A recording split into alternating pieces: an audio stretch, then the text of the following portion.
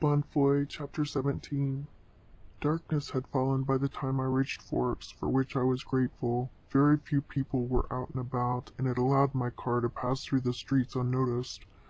The last thing I needed was Chief Swan spotting my car in town when his daughter wasn't, especially if she'd talked to him tonight. I found a dark, deserted road where I could pull my car over, and then I got out. I needed to find the Cullen house, and to do so, I would have to find a scent trail to follow.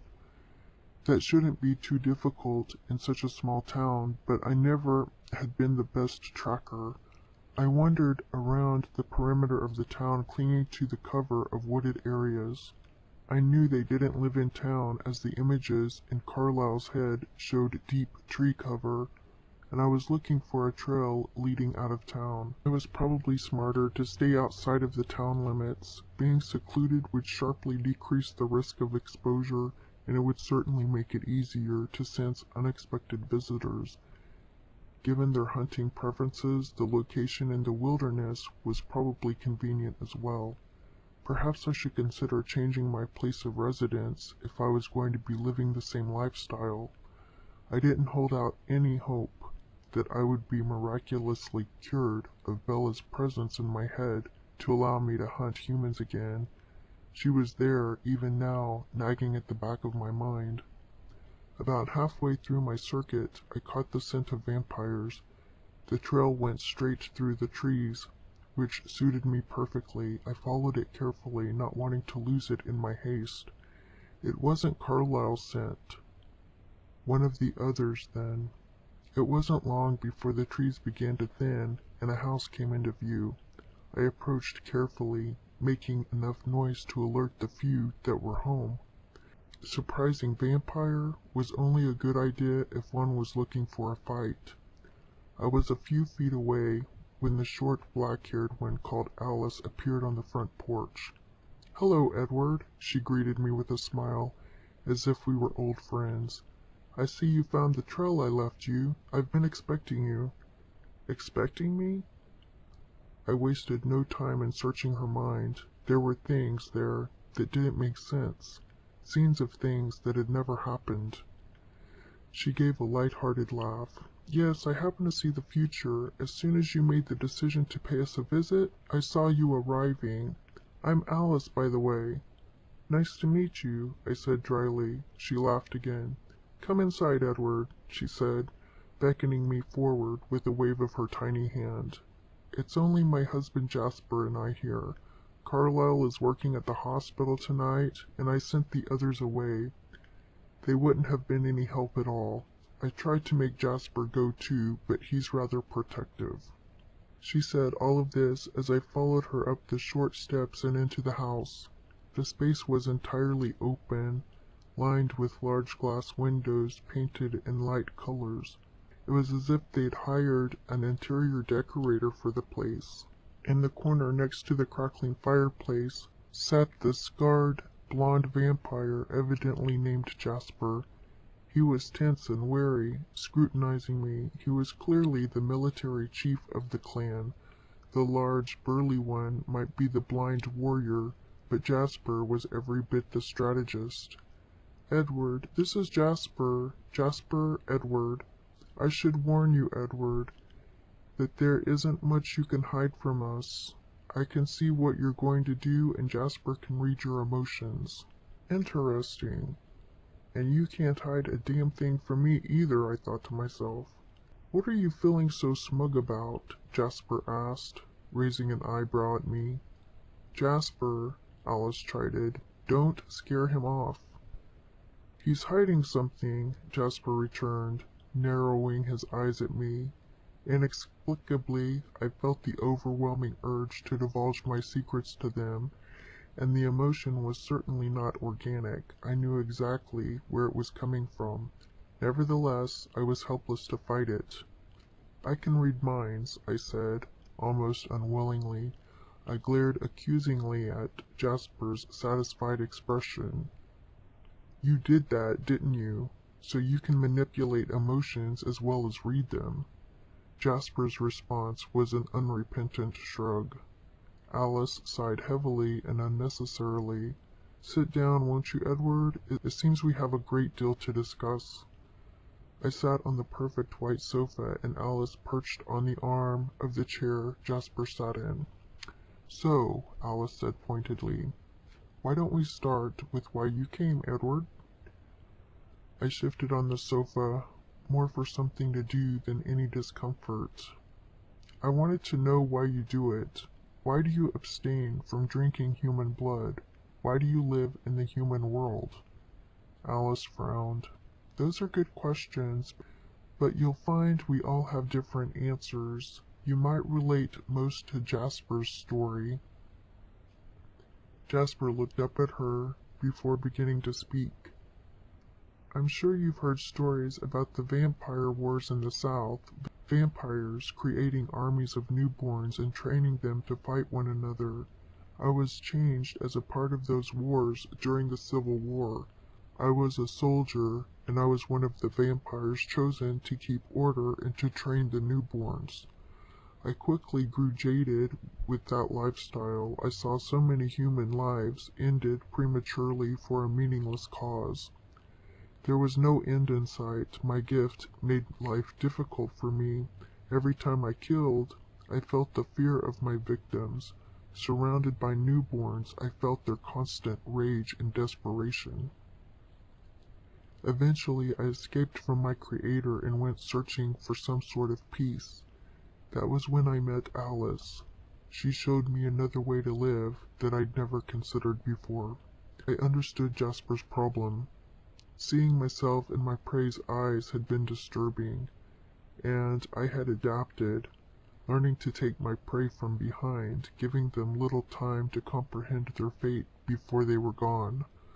I looked to Alice. And you, what is your story? You've been reading Sartre, haven't you, Edward? Oh, don't look so alarmed. I've been keeping an eye on you and Bella. We've all been concerned about her and curious about you. But we were talking about Sartre. You know his key phrase, existence precedes essence. I have had very literal experience with that concept.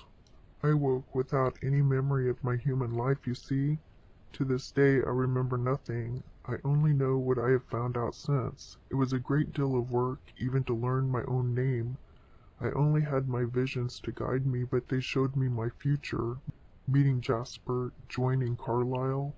My visions showed me Carlyle's reasons for protecting human life, and my lack of human memories cemented my resolve. How could I take a human life when mine had been stolen from me? How could I take away all those precious little things that I wanted so badly for myself and had no memory of experiencing? Precious little things? I questioned.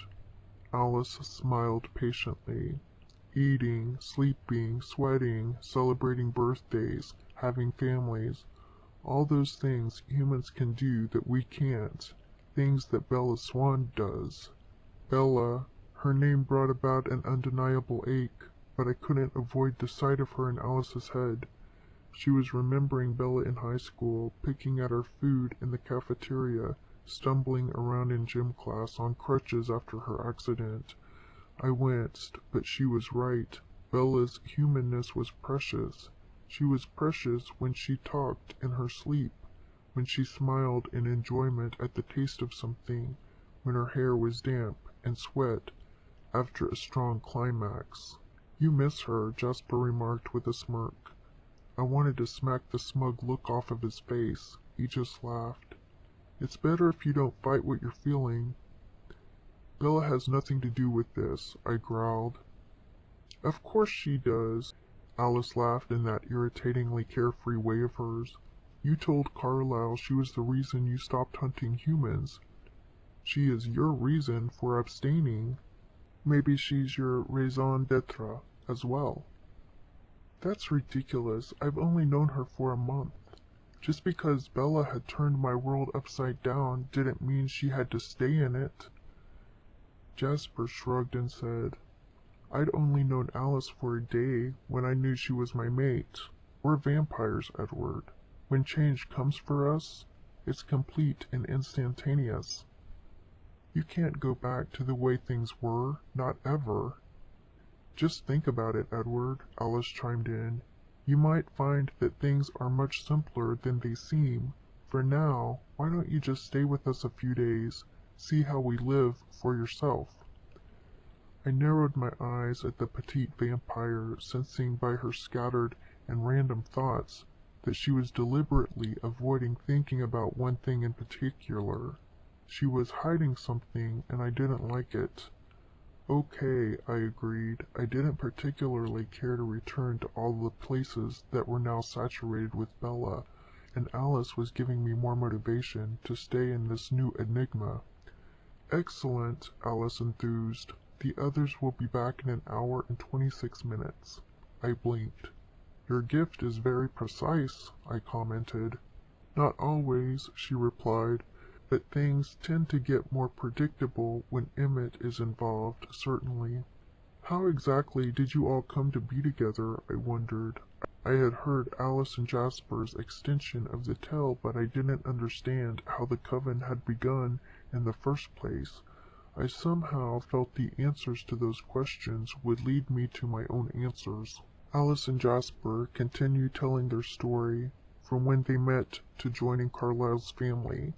The time passed so quickly that I was surprised when I heard 3 other vampires approaching, none of them bothering with stealth. I could hear the burly one barreling through the forest, reliving his latest kill, a large, angry cougar. His mate was irritated because his games with the animal had gotten blood in her hair. The third was wondering what was happening here, trying to picture what I would look like. Clearly Alice had kept them informed. It wasn't long before they were piling in the plate glass doors on the back of the house which looked over the river. All 3 stopped short, appraising me. Carlisle's mate, a very beautiful brunette, was the first to step forward. "Hello, Edward," she said with a gentle, matronly smile. "I'm Esme."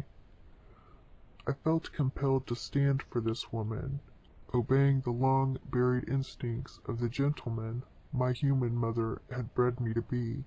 She was all kindness, all concern, and she held herself with a dignity that demanded respect. And she, too, seemed to belong to another time. "It's a pleasure to meet you, Esme." Emmett stepped forward, grinning jovially, while mentally deciding he could take me in a fight, which I had to disagree with. He held out his right hand and wrapped his other arm around the blonde, who was all wariness. "I'm Emmett," he said, as we shook hands conventionally, "and this is my wife, Rosalie." I nodded politely and introduced myself formally. "I'm Edward Mason." Alice took over then, recounting all the things we'd covered before their arrival. Emmett was very curious about my mind reading, wondering what kind of outrageous things I'd heard. Esme wanted to know about my relationship with Bella, but she didn't ask, and I was grateful for that small blessing. Rosalie was an amusing specimen, astonishingly vain, yet somehow loyal to a fault. She was my intrusion as a threat to her family's security in the small town, especially considering my proximity to the police chief's daughter. Somehow it always came back to Bella. I asked to hear the other stories, and Esme told me how her human life had come to an end, how Carlisle, the lonely doctor, had chosen to save her, having treated her before as a teenager. It was difficult to watch the memories in her head, her abusive husband, the child she'd never forgotten, and her desperate leap from a cliff. She and Carlisle had quickly fallen in love, and knowing her desire for a child, he had decided to turn Rosalie.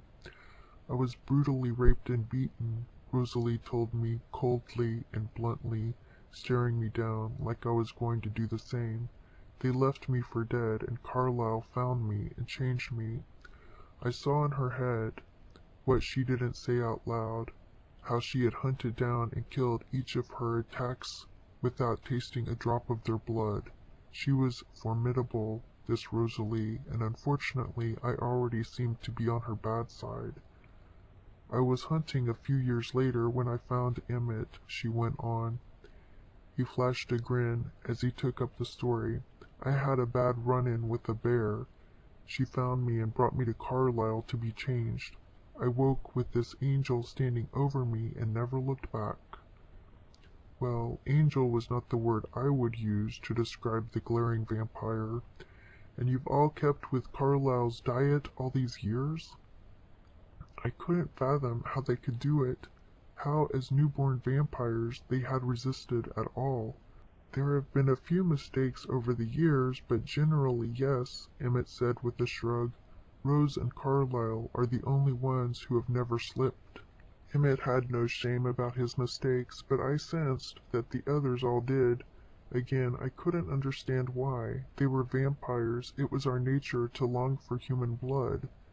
"Can I ask why you do it? I don't completely understand." Rosalie scowled at me. "Should I become a monster like the men who ended my life, preying on weak and innocent humans?" The remark was pointed, and her thoughts told me this was exactly what she accused me of doing with Bella. And it was true, wasn't it? I couldn't deny that, and I had taken advantage of her. So why did the presumption make me so angry? "Personally," Esme murmured, cutting into the tension, "I remember how it felt to lose my child. I could never take someone else's child away. It's too cruel." "And you?" I asked Emmett. In a way his answer interested me most, since he was the only one without a tragic ending to his human life. The bear attack was unfortunate, of course, but it was also completely his fault. What reasoning had he come up with for his lifestyle? He laughed. "Well, I like people in general. They're just too similar to us to kill, you know? Feels kind of cannibalistic. Besides, where's the challenge? Humans are so slow and so weak. I'd much rather take on a grizzly any day." Well, that was different, but I could appreciate the simplicity of his philosophy. "Carlyle's coming," Alice announced apropos of nothing. "Perhaps he would like some time with our guest," Esme suggested. Alice smirked ironically. "He'll have to get in line. Come on, Jasper," she said, tugging him out of his chair. "I'll talk to you again later," she told me. It sounded like a warning. She and Jasper flitted outside, headed for the woods. They were feeling affectionate after telling their tale. I was glad they chose to take their activities away from the house. I'd never much enjoyed witnessing others' sex lives. "I wanted to talk to you now," Rosalie said, and I understood what Alice had meant by getting in line. She glanced sharply at Emmett, who took the hint and stood to leave. "Esme, you want to show me how your latest project is going?" I took from his thoughts that Esme was restoring a nearby cottage. "Sure," she went along with the ploy, but as they were on the way out the door, she hissed to Rosalie, "Be nice, he is a guest." Rosalie rolled her eyes and waited for them to leave. Once she was satisfied of their distance, she leveled her stony gaze at me. "Look," she said briskly, all business. "I don't know who you are, really, and I don't care. What I do know is that what you're doing with Bella Swan is wrong. Alice said you dumped her tonight, and you should stay away from her. Get out of her life and let her be. She doesn't need to know she fell in love with a monster. That is a horrible revelation for any girl." I bristled, unsure why this angered me, but it did. "I did not dump her," I protested. Rosalie laughed harshly. "Talk about beside the point. What you aren't denying is that you are, in fact, a monster. If you have any conscience at all, you'll forget about Bella Swan." She was out of the room before I could argue. I was still sitting there, mulling over her words, when Carlyle came in, still wearing his lab coat. "Edward." He wasn't surprised to see me. "When Alice told me I'd come home from work to find you brooding in the living room, I thought she'd been exaggerating." I chuckled darkly at the image of myself in his head. It's been something of a rough night. You rejected Bella. It was a statement, not a question. He took the chair Jasper had been sitting in. Why? I'd been trying to figure this out all night. I don't know. I just panicked. I mean, I don't even know what love is, and it seemed wrong somehow to lead her on. Or maybe I'm just a monster. Is that what I am, Carlyle? You are what you choose to be, Edward, Carlyle said seriously. If you don't want to be a monster, then don't be. It was something Sartre had written, I realized. The existentialist says that the coward makes himself cowardly, the hero makes himself heroic, and that there is always a possibility for the coward to give up cowardice and for the hero to stop being a hero. Could I become a hero so easily?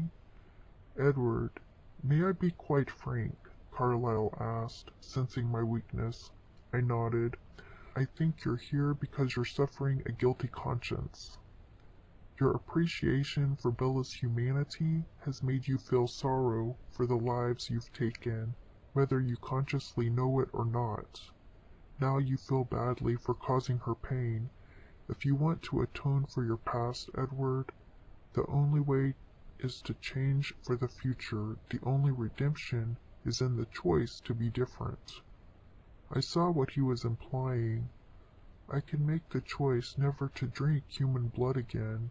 I could become worthy of the love of someone like Bella. If I wanted it badly enough, I could. Did I? Was that what I wanted? I didn't know, but I did realize that there was no going back. My life until now had been meaningless, and it wasn't something I could go back to. I had been bored with feeding from humans for quite some time.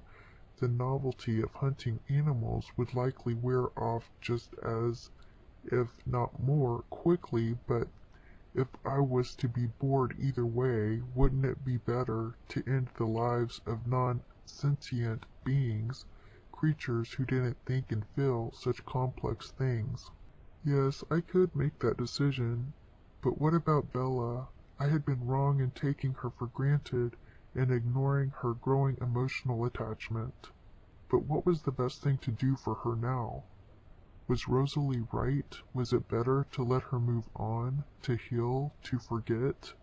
It didn't feel better, but I didn't trust my own feelings anymore. Why don't you take some time to think on it? Carlyle suggested, as if he were the mind reader. Explore the area perhaps. It's beautiful country, but be careful. The dawn is breaking, and it's going to be a sunny day. I took his advice and wandered out the back of the house, over the quiet river. I followed the sound of thoughts to the little cottage where Esme and Emmett were still talking. It was a quaint little place. It occurred to me that Bella would love it, and then I had to turn away. Thinking of things that would make Bella smile only emphasized the fact that I was no longer one of those things. I was exploring the thick wood when the sun finally rose. Its rays were weak through the morning fog and the canopy of leaves above me, but even so, I could feel its heat on my skin. That too made me think of Bella, and I realized I was going to be in a pathetic condition if I couldn't go a few hours without thinking about her. I was still bogged down with such sad thoughts when I heard the approach of Alice's tiny feet. I watched her hop up into a tree with a wide, low-hanging branch. She patted the space next to her. "Step into my office, won't you?" I took the invitation and swung myself up to her perch. "You've been reading Sartre, haven't you?" She didn't wait for an answer. "You know, I think you're making this whole love issue a lot more complex than it really is, but it's actually very simple. You've read existentialism and humanism. There is no love apart from the deeds of love, no potentiality of love other than that which is manifested in loving. You may not realize it, Edward, but you've been loving Bella for quite some time. taking care of her, fulfilling her needs, doing things simply to make her happy. Those are all things we do for those we love. I know you've been alone for a long time, but you still have those instincts which tell you to do those things. You still know how to care for another being. That's all it takes to love someone. And if being with Bella is something which brings you joy, I can't comprehend why you wouldn't want to love her. Did I want to love her? Was that the cause of my inexplicable desire to take care of her? I could keep lying to myself and justify it as keeping her around for the sex, but that was obviously a flawed excuse. It had become more than sex. I longed for her company now. I longed for her laughter, her approval. I did want to love her, but was that enough? As much as I had a choice, I also had to face the responsibility that my choice would affect her as well. Rosalie is wrong, you know, Alice commented, eyeing a glittering dewdrop on a leaf above her. Her heart is in the right place, and if this were any other case, I would probably agree with her, but Bella Swan is an extraordinary case. Her future, you know, is pretty lonely without you in it. 1,000 things could come along to change it, I suppose, but right now it looks as though she'll never love again. When you were together, though, I saw a different future for her. She was one of us, and she was happy. The fact is that Bella has a choice as much as you do, and if you choose her and she chooses you, and you're both happy, then who is anyone to argue with that? There was one distinct flaw in her reasoning, that being that Bella couldn't really choose a future with me without knowing what I was, but I could tell her eventually, and she would still have the choice to stay or walk away. I had to get her back first, though. Ah, Alice sighed, closing her eyes. The future suddenly spread out in her mind, and I saw Bella, golden-eyed, skin glittering in the sunlight, smiling at me across a spring meadow. The promise of it took my breath away. There now, Alice smiled. The future is all cleared up. Go to her, Edward, and apologize for being such an ass, and then never take her trust for granted again.